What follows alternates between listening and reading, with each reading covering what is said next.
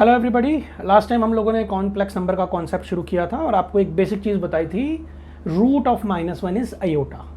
आज उसके बेस पर कुछ आगे कॉन्सेप्ट और करने जा रहे हैं कि कॉम्प्लेक्स नंबर क्या होते हैं, पूरी फैमिली क्या है, एडिशन, सब्ट्रैक्शन, मल्टीप्लिकेशन, डिवीज़न, इसके अलावा बड़ी पावर कैलकुलेट करना, वो सारा कुछ आज हम डिस्कस करेंगे। सबसे पहली चीज़ आपको ये बताई कि C is set of all complex number.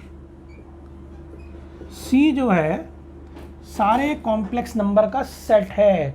जैसे सारे रियल नंबर्स के सेट को कंबाइन तौर पर हम कैपिटल R से रिप्रेजेंट करते हैं, सारे इंटीजर्स के सेट को हम Z से रिप्रेजेंट करते हैं, कैपिटल N, कैपिटल W, ये अलग अलग सेट को रिप्रेजेंट करते हैं। इसलिए जितने भी कॉम्प्लेक्स नंबर हैं, चाहे कॉम्प्लेक्स नंबर आप उसे कहें या इमेजिनरी नंबर कहें, उन सबको हम C से रिप्रेजेंट करते हैं। अब ये जो है C पूरी फैमिली है। अब इसके जो मेंबर हैं इन्हें आमतौर पे हम Z से Z1, Z2, Z3 ऐसे रिप्रेजेंट करते हैं। स्मॉल z लिखा जाता है, स्मॉल z1 मतलब कैपिटल Z को ही छोटा करके लिखा जाता है। जैसे Z, Z1, Z3, Z4 इस सिंबल से रिप्रेजेंट किया जाता है सैंपल को। तो पूरा set is represented by capital C और उसके जो मेंबर हैं उन्हें Z से या Z1 या Z2 से रिप्रेजेंट करते हैं। ये हम डिस्कस कर चुके हैं कि आयोटा इज रूट ऑफ -1। तो अगर एक कॉम्प्लेक्स नंबर है तो कॉम्प्लेक्स नंबर में भाई अगर मैं खाली 2 लिखता हूँ तो अब इसमें कोई नई वाली बात तो है ही नहीं। आप इसे इंटीजर कह सकते हैं, नेचुरल नंबर कह सकते हैं, होल नंबर कह सकते हैं, रैशनल भी कह सकते हैं। तो कॉम्प्लेक्स कैसे कहूँगा इसे मैं? तो कॉम्प्लेक्स नंबर में वो नॉर्मली मान के चलते हैं कि 2 पार्ट होते हैं, A एंड B। ये जो A और B हैं they are real numbers. Real numbers हैं, पॉजिटिव, नेगेटिव, फ्रैक्शनल वगैरह कुछ भी हैं। अब रियल नंबर्स हैं, उनका मैं सम कर रहा हूँ, डिफरेंस कर रहा हूँ, तो कॉम्प्लेक्स कहाँ से आ रहा है? आयोटा की वजह से। तो जो चीज़ विदाउट आयोटा है उसे हम कहते हैं रियल पार्ट। देखो बेटा, A रियल नंबर है, B भी रियल नंबर है, लेकिन जो चीज़ एक कॉम्प्लेक्स नंबर में विदाउट आयोटा है उसे हम कहते हैं real part of Z। Short form में लिखते हैं REZ। This is A। Real number नहीं बोला, रियल पार्ट। सिमिलरली जो चीज़ आयोटा के साथ है, विद साइन, आयोटा के साथ, that is known as imaginary part of Z। Short form में लिखते हैं IMZ। ये B आ गया। A और B वैसे दोनों रियल नंबर हैं, positive, negative, fractional, root, decimal, फेसिमल कुछ भी हो सकते हैं, लेकिन आयोटा के साथ होने की वजह से जो हिस्सा आयोटा के साथ है, उसके साथ मल्टीप्लिकेशन में या डिवीजन में है, उसे आपने इमेजिनरी पार्ट कर दिया, और जो विदाउट आयोटा है उसको रियल पार्ट कर दिया। तो जब किसी नंबर में 2 हिस्से हों, एक चीज़ आयोटा के साथ हो, एक विदाउट आयोटा हो, उसे प्रॉपर कॉम्प्लेक्स नंबर कहते हैं। और ये वाली जो फॉर्म है A प्लस आयोटा B वाली फॉर्म, यानी जिसमें आपको रियल पार्ट भी पता चल रहा है और इमेजिनरी पार्ट भी पता चल रहा है, इसे आप standard form of complex number भी कहते हैं। Standard form of complex number.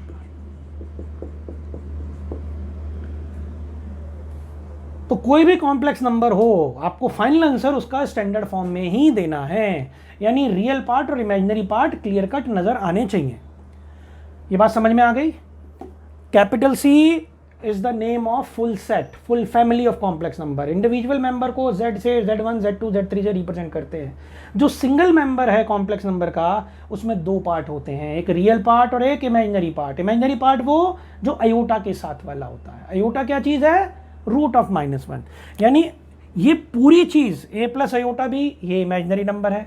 या मैं ये भी कह सकता हूँ कि ये जो आयोटा है this is imaginary number, imaginary और कॉम्प्लेक्स नंबर। ये अपने आप में भी कॉम्प्लेक्स नंबर है और इसकी प्रेजेंस की वजह से पूरी चीज कॉम्प्लेक्स नंबर। ये चीज क्लियर? तो पहले ये चीज पक्की करते हैं कि रियल पार्ट क्या है, इमेजिनरी पार्ट क्या है। ये आपको अच्छे से क्लियर होना चाहिए। जो चीज़ आयोटा के साथ है वो इमेजिनरी पार्ट है और जो विदाउट आयोटा है वो रियल पार्ट है। ये सब चीज़ें नोट करते चलिएगा, ये बहुत बेसिक चीज़ें हैं, लेकिन कई बार ये छोटी छोटी चीज़ें नॉमेनक्लेचर की वजह से डाउट क्रिएट करवा देती हैं। अब फॉर एग्जांपल आपसे कहा गया z is equal to 2 + 3 iota. इसका नाम मैं z, z1, z2, z4 जो कुछ भी लिखना है वो लिख सकता हूँ। तो अगर मुझे रियल पार्ट चाहिए तो दैट विल बी 2 जो विदाउट आयोटा है। इमेजिनरी पार्ट चाहिए तो दिस इज 3 + 3। अगर मैंने कहा z है मेरे पास 4 - 5 आयोटा, तो रियल पार्ट हो गया 4, इमेजिनरी पार्ट हो गया -5 आयोटा के साथ। अगर z है मेरे पास 3 आयोटा -7, तो रियल पार्ट हुआ -7। ऐसा हिसाब नहीं है कि पहली वाली चीज़ को रियल कहना है, बाद वाली चीज़ को इमेजिनरी। जो चीज़ आयोटा के साथ है मल्टीप्लिकेशन में या डिवीजन में, वो चीज़ आपके पास इमेजिनरी पार्ट है, और बाकी जो विदाउट आयोटा है वो रियल पार्ट। सपोज करो z दिया हुआ है आपको 2/3 -4/5 आयोटा, तो रियल पार्ट जो हुआ आपके पास 2/3 और इमेजिनरी पार्ट जो हुआ आपके पास -4/5। सिमिलरली यहाँ पर इमेजिनरी पार्ट जो हुआ वो आपके पास 3 हुआ। अब चाहे आयोटा वाली चीज़ पहले लिखी हो, चाहे आयोटा वाली चीज़ बाद में लिखी हो। सपोज कीजिए आपको दिया हुआ है से 2 आयोटा। अब अगर 2 आयोटा लिखा हुआ है, जरा ध्यान से समझिए, पहली चीज़ तो अगर इसे स्टैंडर्ड फॉर्म में लाना होगा तो मैं लिखूंगा 0 + 2 आयोटा। भाई कॉम्प्लेक्स नंबर में 2 पार्ट होने चाहिए, एक रियल और एक इमेजिनरी। अब यहाँ पर विदाउट आयोटा वाला कुछ नहीं दिख रहा, तो मैंने अपनी मर्जी से 0 लिख दिया। तो इसका रियल पार्ट जो हो गया वो 0 और इमेजिनरी पार्ट हो गया +2।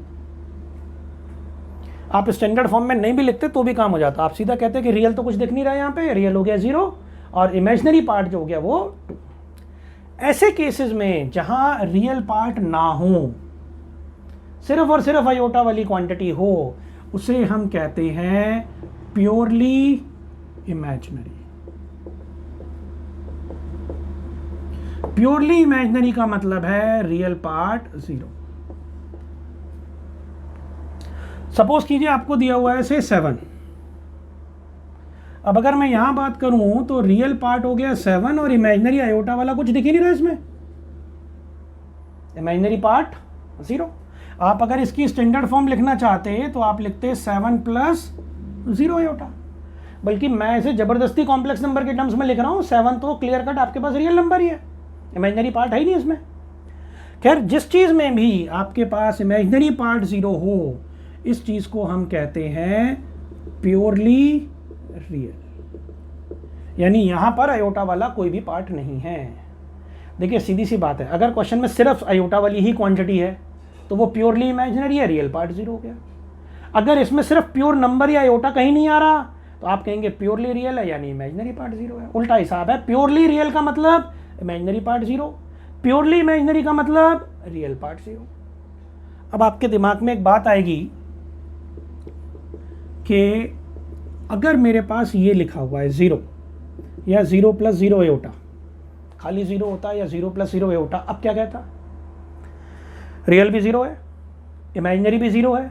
अब अगर रियल 0 है तो इमेजिनरी कहना चाहिए, इमेजिनरी 0 है तो प्योरली रियल कहना चाहिए। अब यहाँ तो दोनों 0 है, क्या कहूँ? तो इस पर्टिकुलर केस को हम खास नाम देते हैं, इसे कहते हैं हम 0 कॉम्प्लेक्स नंबर। तो ना इसे प्योर रियल कहा, ना आपने प्योर इमेजिनरी कहा, दिस इज 0 कॉम्प्लेक्स नंबर। ये बात समझ में आ गई? काम की बात क्या बताई कि capital C is the set of complex number. Individual member Z1, Z2, Z3 या Z से रिप्रेजेंट होते हैं। हर कॉम्प्लेक्स नंबर में 2 पार्ट होते हैं, एक रियल पार्ट यानी विदाउट आयोटा वाला पार्ट, और एक इमेजिनरी पार्ट यानी कि विद आयोटा वाला पार्ट। ये चीज क्लियर? स्टैंडर्ड फॉर्म होती है a + आयोटा v वाली फॉर्म। अगर किसी कॉम्प्लेक्स नंबर में आयोटा वाली चीज़ नहीं है, सिर्फ और सिर्फ विदाउट आयोटा वाली चीज़ है, यानी वो प्योरली रियल है, और प्योरली रियल का मतलब इमेजिनरी पार्ट 0। अगर किसी कॉम्प्लेक्स नंबर में सिर्फ और सिर्फ आयोटा वाला पार्ट है, प्योर नंबर नहीं है अलग से कुछ, तो इसका मतलब है वो प्योरली इमेजिनरी है, इसका मतलब रियल पार्ट 0। और अगर रियल और इमेजिनरी दोनों जीरो हैं तो उसको स्पेसिफिक नाम दिया जाता है जीरो कॉम्प्लेक्स नंबर। ये बात समझ में आ गई अच्छी तरह से। अगली चीज पर आते हैं हम, इक्वलिटी ऑफ कॉम्प्लेक्स नंबर। बहुत छोटे छोटे कॉन्सेप्ट हैं, कोई ज्यादा मुश्किल वाला काम नहीं है बिल्कुल भी।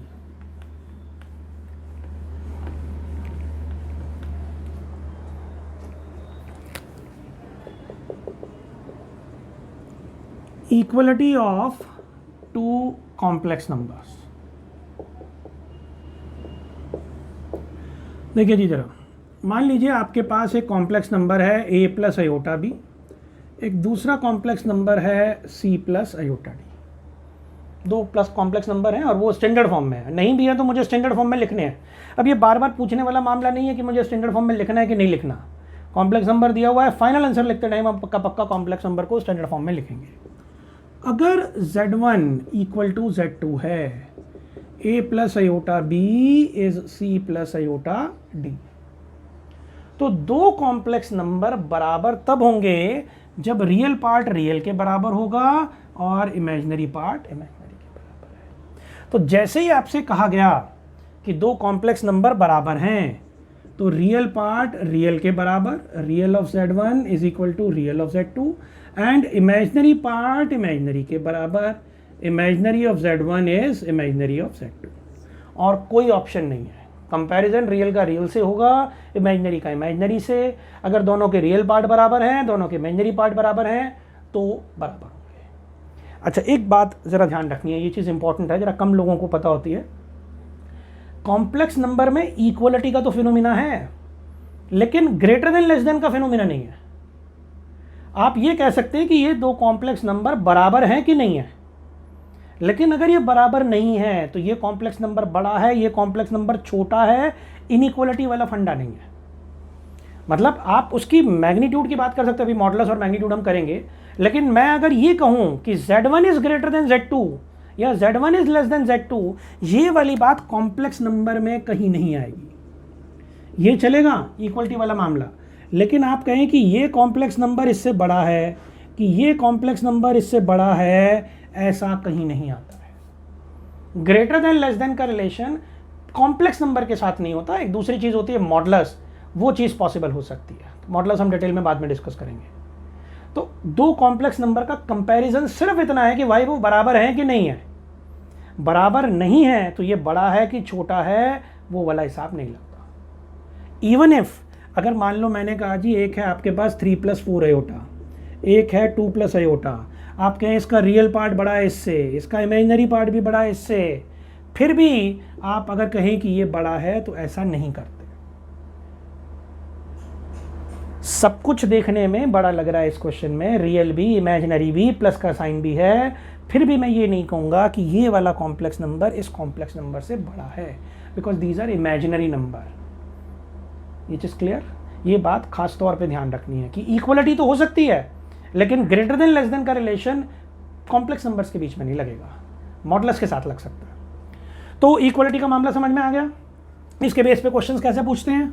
जैसे आपसे पूछा गया कि if 2 + 3 iota is 4x + x - y iota, find x and y। आपको x और y निकालना है। तो दो कॉम्प्लेक्स नंबर हैं, इनको कंपेयर करना है। तो सबसे पहला काम तो लेफ्ट को अलग सिंप्लीफाई कर लो, राइट को अलग सिंप्लीफाई कर लो। यहाँ फिलहाल सिंप्लीफाइड है, रियल पार्ट ये रहा, इमेजिनरी पार्ट ये रहा। यहाँ भी रियल पार्ट ये रहा, इमेजिनरी पार्ट ये रहा। तो सीधा सीधा कंपेयर कर दिया, रियल पार्ट रियल के बराबर और इमेजिनरी पार्ट, देखिए इमेजिनरी पार्ट कितना हुआ +3। ये ध्यान रखना है, जब मैंने पूछा ना इमेजिनरी पार्ट क्या हुआ, तो आप 3 बोलेंगे, +3। 3 आयोटा नहीं बोलेंगे, आयोटा के साथ वाली चीज़ को इमेजिनरी पार्ट कहा जाता है, उसमें आयोटा को शामिल नहीं करते हैं। तो imaginary part is your +3, 3 iota नहीं, अदरवाइज वो गलत काउंट होगा। सिमिलरली यहाँ पर इमेजिनरी पार्ट क्या है, x - y। अब इन दोनों को सॉल्व करना है, ये आपका 10th लेवल का काम है। तो यहाँ से ये हो गया 2/4 यानी 1/2, तो x की वैल्यू तो निकल गई। x को उठा के आपने इधर डाला, तो y इज 1/2 - 3, तो -5/2। ये आपका फाइनल आंसर आ गया। तो ये इक्वलिटी वाले कॉन्सेप्ट की माइनर सी एप्लीकेशन थी कि दो कॉम्प्लेक्स नंबर दे दिए, आपने दोनों साइडें अलग अलग सिंप्लीफाई करी, रियल को रियल के बराबर रख दिया, इमेजिनरी को इमेजिनरी के बराबर रख दिया, अपने आप मिसिंग क्वांटिटी आ गई। It is clear? आपको कैपिटल सी का मतलब पता चल गया, Z1 Z2 का मतलब पता चल गया, रियल पार्ट क्या है, इमेजिनरी पार्ट क्या है, प्योरली रियल क्या है, प्योरली इमेजिनरी क्या है। It is clear? और इक्वलिटी के लिए रियल पार्ट रियल के बराबर होना चाहिए, इमेजिनरी पार्ट इमेजिनरी के लिए। और कॉम्प्लेक्स नंबर में इक्वलिटी का फंडा है, आप एक कॉम्प्लेक्स नंबर को दूसरे कॉम्प्लेक्स नंबर से बड़ा या छोटा नहीं कह सकते। अब अगली चीज पर आते हैं हम, algebraic operation, addition, subtraction, multiplication, division of complex numbers.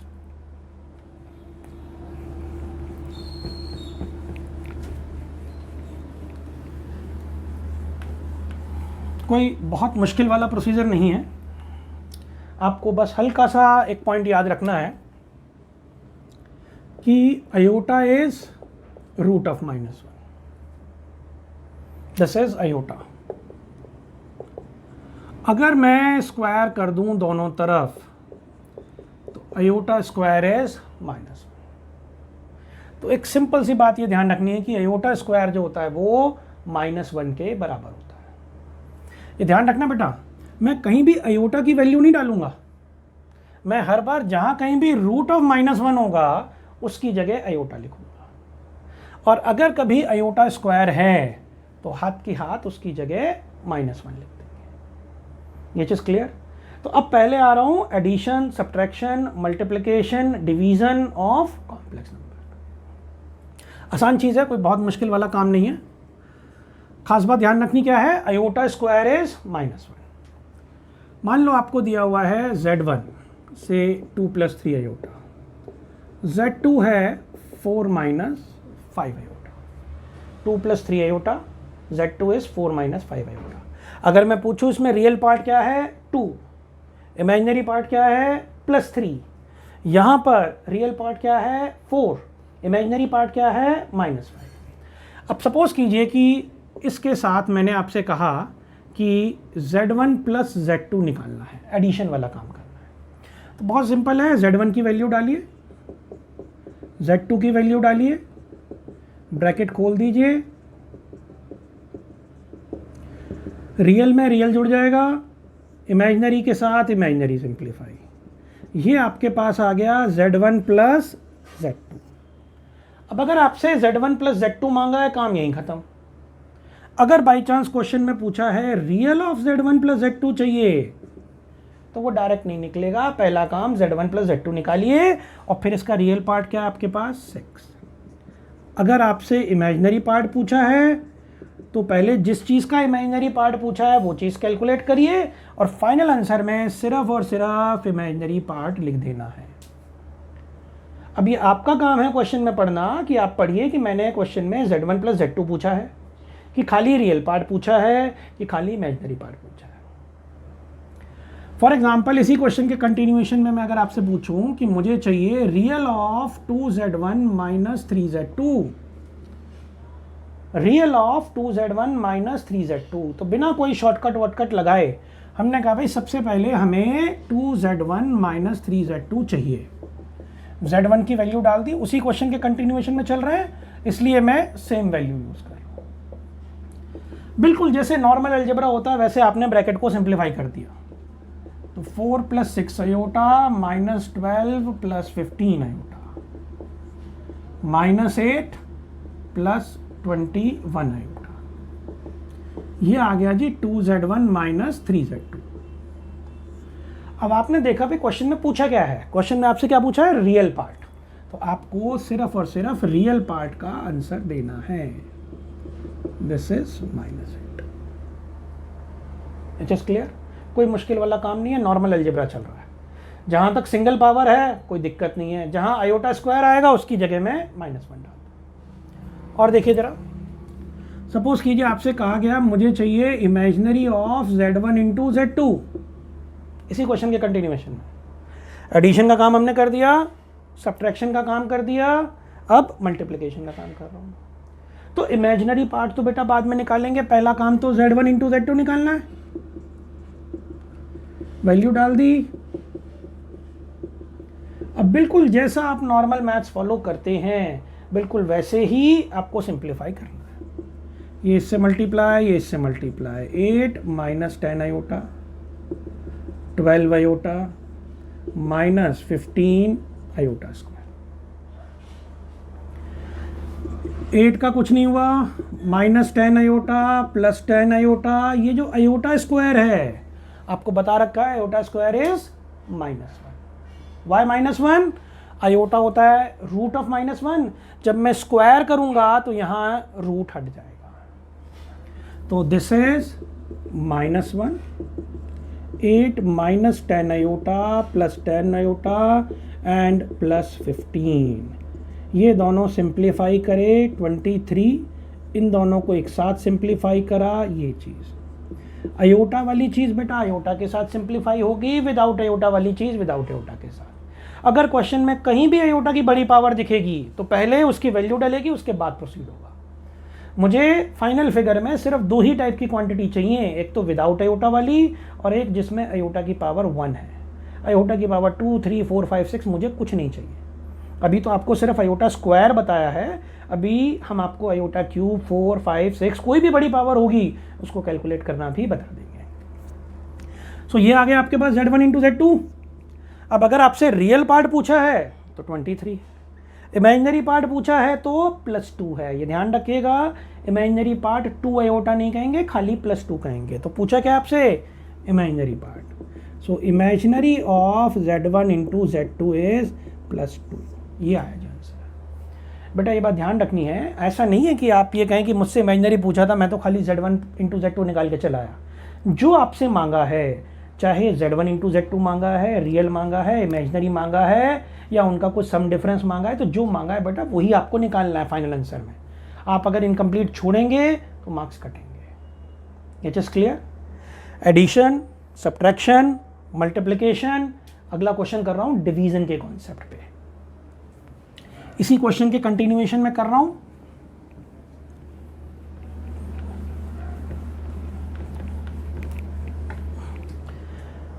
अब सपोज कीजिए, मान लीजिए मैंने कहा जी मुझे चाहिए real of Z1 bye Z2, ये चीज निकालनी है। अब Z1 बाय Z2 क्या चीज है? पहले Z1 की वैल्यू डाली, फिर Z2 की वैल्यू डाली, ये आ गया।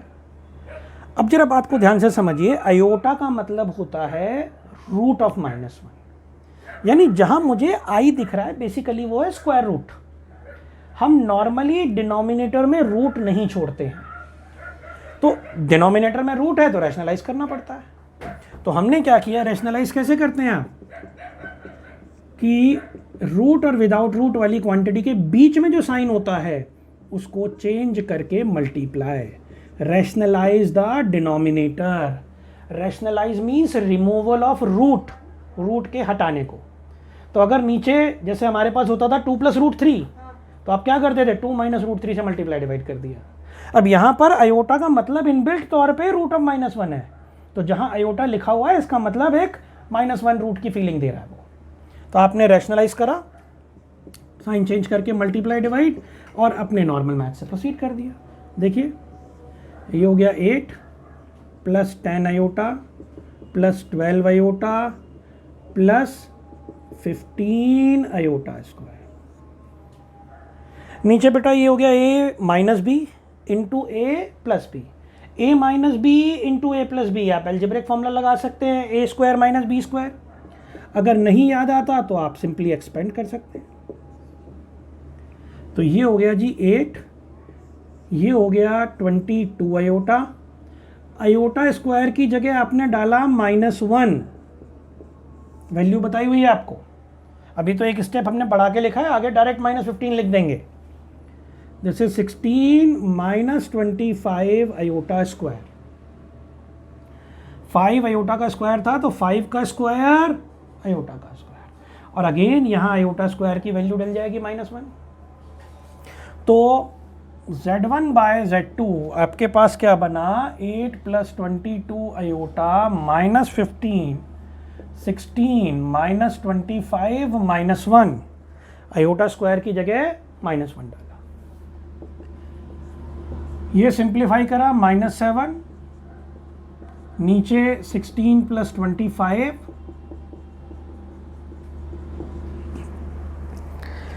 ये आपके पास 41, और नीचे क्योंकि सिंगल क्वांटिटी है तो आप सेपरेट आउट करके लिख सकते हैं, और ये स्टैंडर्ड फॉर्म है। वैसे भी चीज़ को स्टैंडर्ड फॉर्म में लिखना पड़ता है ताकि चीज़ में रियल पार्ट अलग से नज़र आए, इमेजिनरी पार्ट अलग से आए। तो ये आपकी स्टैंडर्ड फॉर्म हो गई। अब आपसे आंसर में Z1/Z2 नहीं पूछा है स्टैंडर्ड फॉर्म में, आपसे पूछा है रियल पार्ट क्या हुआ। तो रियल पार्ट आपके पास हुआ -7/41। ये आपका फाइनल आंसर हुआ। अगर आपसे इमेजिनरी पार्ट पूछा होता तो इमेजिनरी पार्ट इज प्लस का 22/41।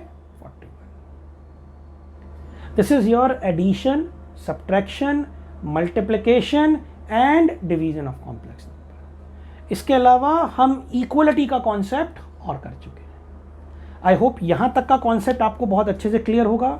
कॉम्प्लेक्स नंबर की फैमिली क्या चीज़ होती है, इंडिविजुअल मेंबर्स क्या हैं, real part, imaginary part, equality, addition, subtraction, multiplication and division of complex number. यहाँ तक का कॉन्सेप्ट आपको रिव्यू करके रखना है। नेक्स्ट टाइम हम लोग आयोटा की हायर पावर्स का सिंप्लीफिकेशन और उनके बेस पर कॉम्प्लेक्स चीज़ों की कैलकुलेशन डिस्कस करेंगे। Thank you.